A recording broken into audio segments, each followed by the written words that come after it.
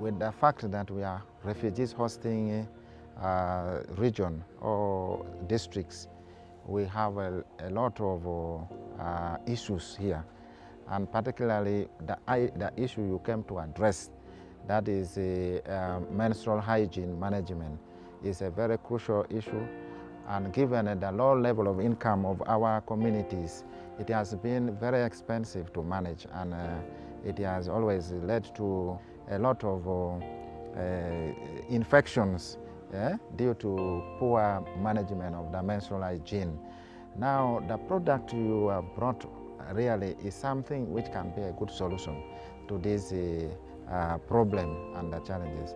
Well aware that our community have low income base, given the fact that this is a product which is very cheap in the long run and very durable. It can take up to 10 years.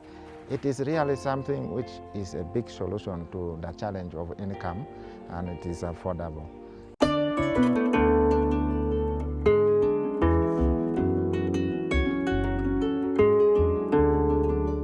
When we set out to do this project, it was looking at how can we empower individuals, how can we empower our champions, well beyond just menstrual health and hygiene management, but also looking towards their financial stability. We were able to offer trainings on financial management as well as sensitization and learnings on menstrual health and hygiene management. With this information, they were able to be empowered, and with that, they were able to empower their own communities. Not only with information, but also guidance in relation to managing their finances as individuals. Our key anticipation was to have the girls and women sensitized. The other was to have the costs reduced for the girls to be able to enjoy their menstrual periods as opposed to before, where they had challenges of thinking of how much their pad would cost, how much the water, and so many issues that come with the refugee environment. We have had a lot of sensitizations alongside them, MHM sensitizations. We have had to train our champions on how to also preach about gender sensitiveness, gender roles, and how men can support the women during their menstruation. The champions were made up of different individuals, including village health team members, including women leaders, and also including members of local village savings groups. We have registered several achievements for the test project, and for a start I would want to emphasize the role of partnerships and the partners we have achieved and gained in Adjumani especially. We have had the chance to interact with the partners that have mentored us, use their structures for our several achievements. If you look at the girls we have been training and working with, because of the results of the partnership and the synergies that we got from Adjumani partners. A range of partners including Adjumani District Local Government, Office of the Prime Minister in Adjumani, UNHCR, Northern World Federation Uganda. We initially had the fears that the men would not embrace the test project in Adjumani. But our second achievement has been the men embracing the project and the men loving the project. Men were having a smile on their faces where they have had savings. I think that the project has worked well to change people's attitudes and communities' attitudes towards menstrual health and menstruation in general. The project has also worked to change people's attitudes towards gender equality.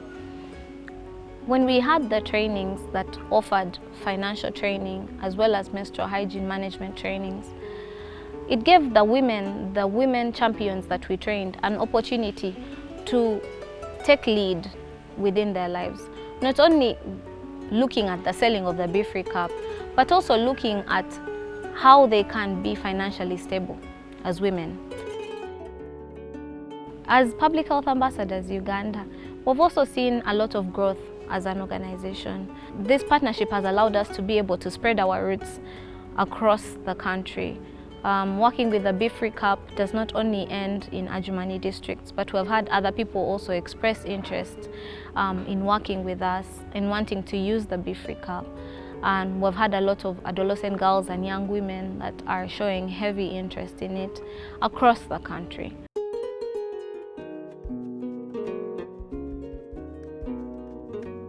One of the major challenges that we faced for this project was the COVID-19 pandemic. For an individual, for a champion to be able to reach out to people within the community, it takes a lot of convincing, because this is a menstrual cup. It's not an ordinary menstrual pad that people are used to. So it takes time for someone to convince another one to switch and start using the cup. But with the pandemic, it held back access, the access that the champions had with the people within their communities. The last test results, the survey indicate that the project has been embraced in Adjumani. So it's up to the donor to make sure that the scaling up is done in Adjumani. Otherwise, there are several other chances of having a scale up elsewhere in the Tenue district or to Kampala.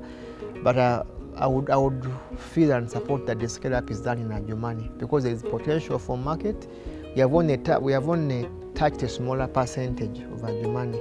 There's a lot we still need to do in Adjumani. We look forward to seeing this grow beyond a project, but into a lifestyle that can impact the lives of all the girls within Uganda.